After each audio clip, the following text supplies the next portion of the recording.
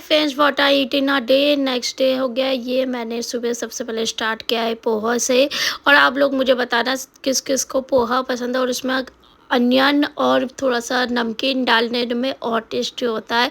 और फिर मैंने दोपहर को लंच पे मैंने ऑर्डर किया था थाली साउथ इंडियन, जिसमें डोसा, इडली, चटनी एंड आपको एक खीर मिलता है। फिर मैंने शाम को पंच खाया था, मैंगो पंच। फिर रात को डिनर पे मैंने अफ़गानी चिकन ऑर्डर किया था और अफ़गानी चिकन खाया विद कुल्फ़ी। आई होप आपको अच्छा लगा हो।